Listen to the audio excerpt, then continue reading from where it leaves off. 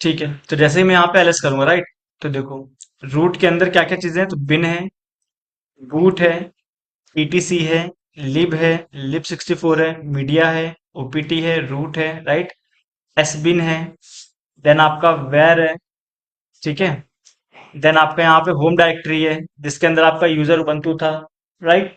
अब मैं देखो यहाँ रूट के अंदर से जाता हूँ होम के अंदर, तो क्या कमांड है हमारे पास, सीडी, और जिस भी डायरेक्टरी में जाना है उसका नाम मेंशन कर दो, होम। क्लियर है, एंटर करो, फिर से एलएस करो, देखो कहाँ पे हो आप,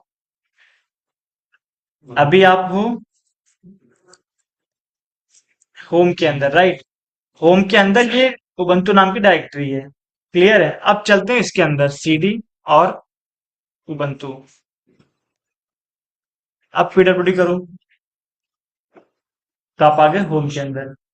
क्लियर है, यहाँ से एक डायग्राम आप देख सकते हो इसका।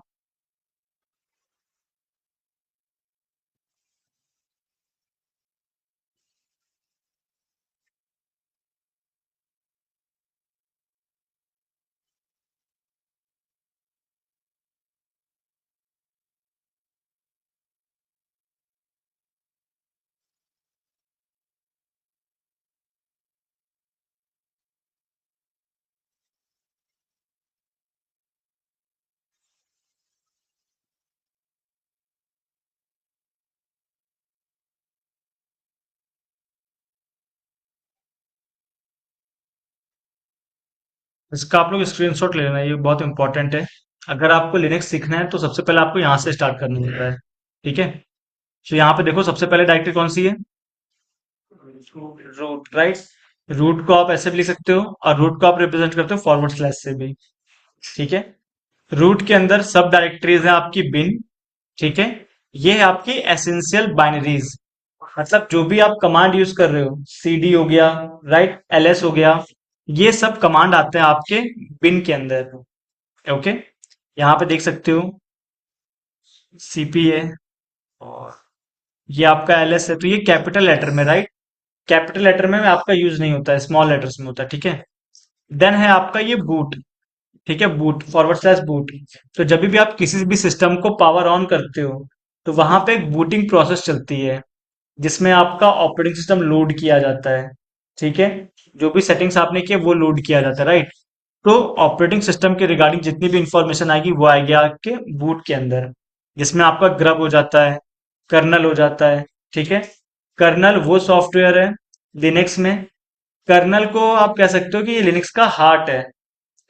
लिनक्स का हार्ट है मतलब अगर आपका कर्नल खराब हो जाता है, डैमेज हो जाता है, राइट, तो आपका मशीन रन नहीं करेगा, क्योंकि यही रिस्पॉन्सिबल है कर्नल, जो कि आपके सॉफ्टवेयर को सीपीयू, रैम, स्टोरेज, नेटवर्क, ये चीज प्रोवाइड करता है। जैसे अभी मेरे सामने यहाँ पे देखो क्रोम ब्राउजर चल रहा है,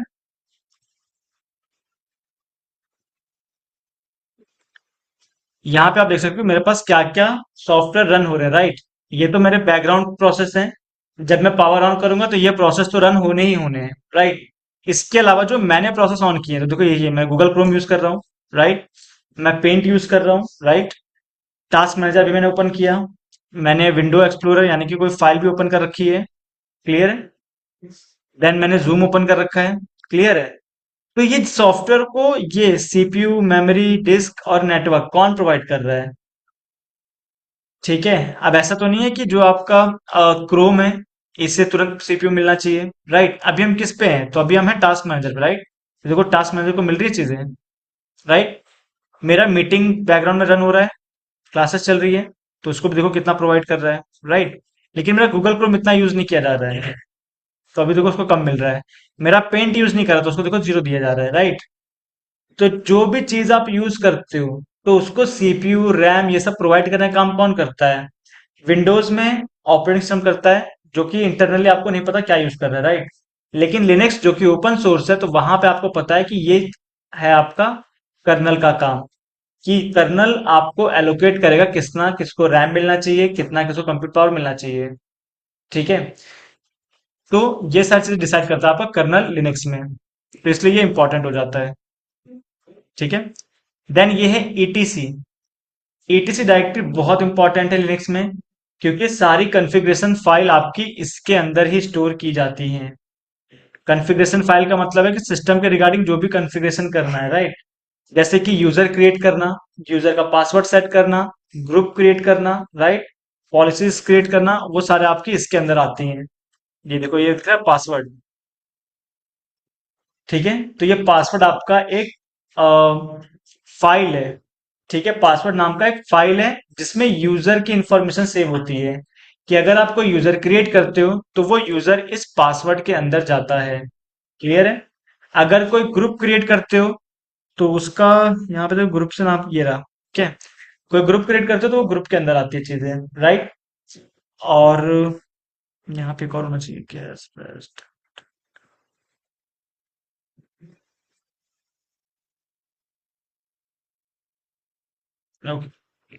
तो ये आपकी सारी कॉन्फ़िगरेशन फाइल है, ये बहुत इंपॉर्टेंट है। ठीक है, देन ये है आपका यूएसआर। यूएसआर के अंदर भी ये जो पिन आपको यहाँ दिख रहा है बाहर, वो आपका यूएसआर यहाँ दिख रहा है। जैसे ये मेरा डेस्कटॉप है, राइट? मैंने डेस्कटॉप पे सारे सेव कर रखी हैं चीजें। ठीक है, सेम चीजें मेरे इस डेस्कटॉप पे भी होगी। ये जो है डेस्कटॉप, राइट? तो यहाँ पे भी सेम चीजें होंगी, राइट? जैसे देखो, ये रहा डेमो 3, डेमो S3, राइट? ये देखो, दिख रहा है डेमो S3। क्लियर है? तो ये हमने बाहर भी रखा हुआ है, अंदर भी रखा हुआ है, राइट? सेम कॉन्सेप्ट यहाँ पे है कि आपका जो एस बिन है, राइट, वो यहाँ बाहर भी है, और ये एस बिन आपका यूएसआर के अंदर भी होता है। क्लियर है? फिर ये वेरिएबल। वेरिएबल का मतलब क्या होता है कि जो चीजें आपकी चेंज होती रहती हैं, जो भी डेटा आपका चेंज होगा वो आप इसके अंदर स्टोर कर सकते हो। जैसे कि आपकी लॉग फाइल्स, आप जब भी लॉग में, जब भी कोई सिस्टम पावर ऑन करते हो तो एक लॉग जनरेट होता है कि वो सिस्टम कब पावर ऑन हुआ, किस यूजर के थ्रू हुआ, उस यूजर ने क्या काम किया। आप जब लॉग इन करते हो तो अगर आपने कोई फेल अटेम्प्ट भी कर दिया कि आपसे पासवर्ड रॉन्ग हो चुका है, राइट, तो उसकी भी एंट्री आपके लॉग फाइल्स में जाके स्टोर होती है। तो वो लॉग फाइल आपकी इसके अंदर होती है, वेरिएबल के अंदर। इनफैक्ट जो आपको वेब पेज दिख रही थी अपाचे की, राइट, वो भी इसके अंदर ही होती है। ठीक है, ओके। सो ये समझ में आ गया आपको? ओके। सो यहाँ पे हम आते हैं। अब मैं हम अपना जो हम एक मतलब नॉर्मल सा पेज बना लेते हैं, ठीक है, जो डिफॉल्ट पेज को ओवरराइट कर देगा, राइट? तो हम चलते हैं सीडी। ये है आपका रूट, रूट डायरेक्टरी। क्लियर है? रूट डायरेक्टरी के अंदर आपका वेरिएबल नाम की डायरेक्टरी है। वेरिएबल नाम के डायरेक्टरी के अंदर देखो, ये भी आपका फॉरवर्ड स्लैश है, राइट? तो ये फॉरवर्ड स्लैश और ये फॉरवर्ड स्लैश में कुछ डिफरेंस है, दोनों एक नहीं है। जो पहला फॉरवर्ड स्लैश है, ये है आपका रूट डायरेक्टरी। जो सेकंड फॉरवर्ड स्लैश है, ये है आपका डायरेक्टरी सेपरेटर। दो फोल्डर को अलग अलग करने के लिए यूज किया जाता है। क्लियर है? तो ये हो गया आपका वेरिएबल फॉरवर्ड स्लैश। इसके अंदर आएगा आपका www। ओके, दो फॉरवर्ड स्लैश हो गए ना। इसके अंदर आएगा www। ये आपका एक और फोल्डर है जो कि वेरिएबल के अंदर होता है। ठीक है, और इसके अंदर एक और फोल्डर होगा जिसका नाम होगा HTML। ठीक है, एंटर करो, PWD।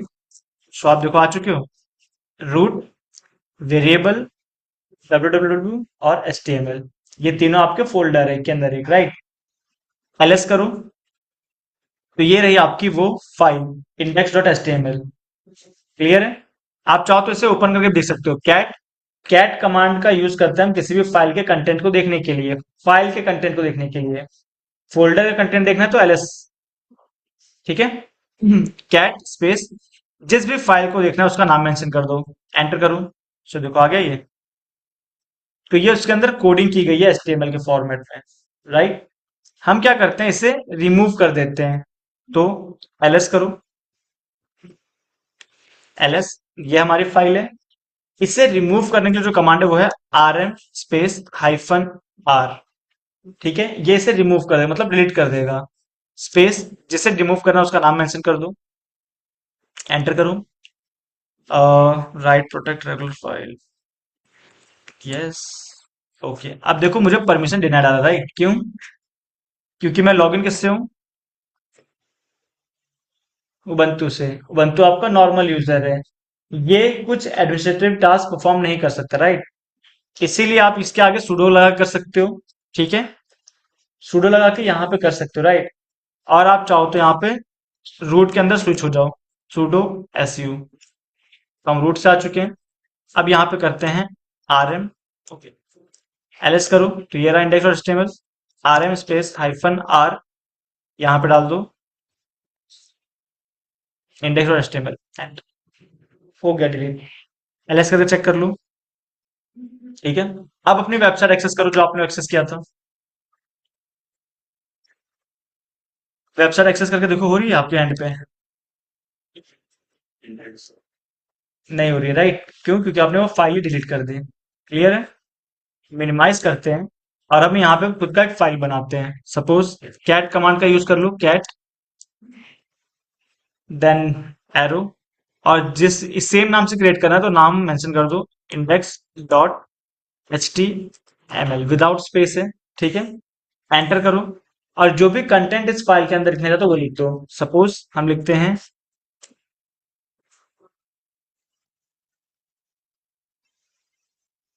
Hello world.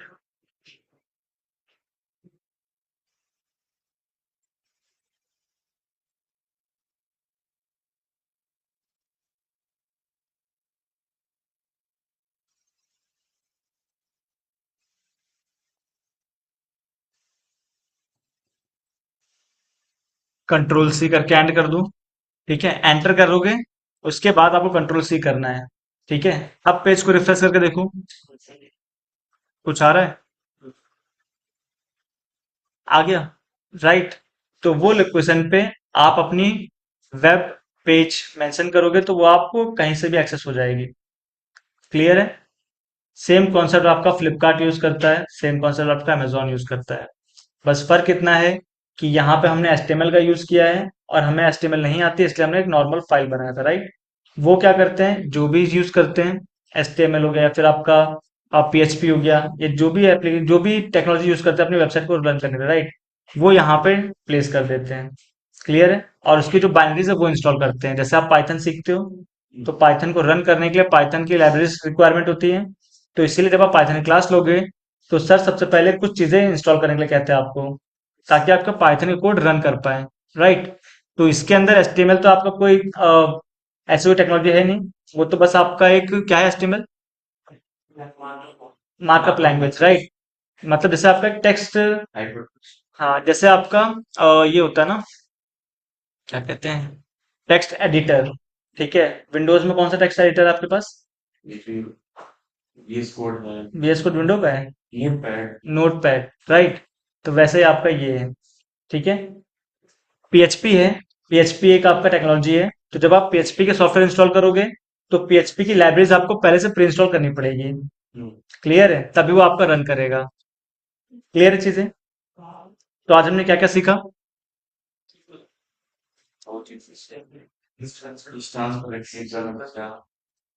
ठीक है, तो हमने बहुत सारी चीजें सीखी, राइट? ये प्रैक्टिस करके आना आप लोग, इंपॉर्टेंट है। कल हम लोग विंडोज पे और लिनक्स पे, राइट, लिनक्स पे एक और एनजिनिक्स वेब सर्वर है, वो भी हम कॉन्फ़िगर करना सीखेंगे, ठीक है। हेलो। और हाँ, ऑनलाइन। सर वो ग्रुप में ऐड कर दो मुझे। ड्राइव वाले क्लास रूम में। वो शुभम सर करेंगे, आप उनसे एक बार बोल दो तो वो कर देंगे आपको, ठीक है। ये आपका क्यूआर कोड है, यहाँ पे आप अटेंडेंस दे दो अपनी अपनी। कुछ चीजें, कुछ डाउट हो तो बताओ।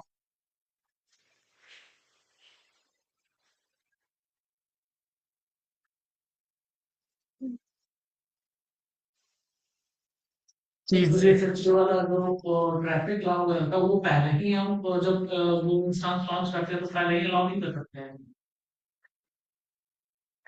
कर सकते हैं। तो उसमें जैसे, वो साथ में करने का क्या मतलब, जैसे उस समय बना रहे थे उस समय अलाउ कर रहे थे तो वो ये तो इतना तो नहीं करना पड़ता फिर। बात तो वही है ना, कि आप मशीन क्रिएट कर रहे हो, उससे पहले अलाउ कर लो, राइट? या मशीन क्रिएट हो गया तो उसके बाद अलाउ कर लो। तो डिपेंड करता है चीजों पे कि आप सपोज भूल गए करना, या आपको सिर्फ बोला है कि आप एक मशीन लॉन्च करो, जो जिसपे करेगा हम बाद में कॉन्फ़िगर करेंगे, तो आपको मशीन लॉन्च करवा दी गई, राइट? फिर उसके बाद बोलते हैं कि अब इसके ऊपर आपको अपाचे 2 इंस्टॉल करना है, तो आपने अपाचे 2 इंस्टॉल किया। अब वेबसाइट एक्सेस नहीं हो रही है, क्यों? क्योंकि फायरवॉल में रूल नहीं है। तो आप फायरवॉल में रूल भी क्रिएट करोगे, ठीक है।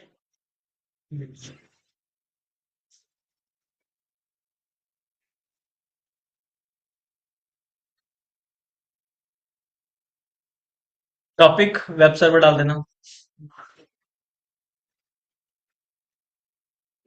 ठीक है, सो मिलते हैं हम लोग कल, सेम टाइमिंग 11 बजे आ जाओ तो ज़्यादा सही है। जाऊंगा। आज तो घर से जल्दी निकलो ना, 10:30 निकला। कल से 10 बजे निकलना। आधा घंटा यहाँ तो घूम लिया करो आसपास में।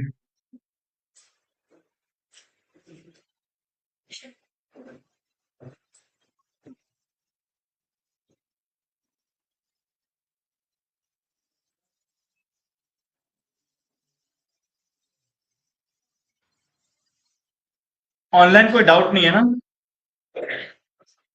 जितेंद्र, दक्ष, अरुण, आयुष। नहीं सर नहीं। ठीक है।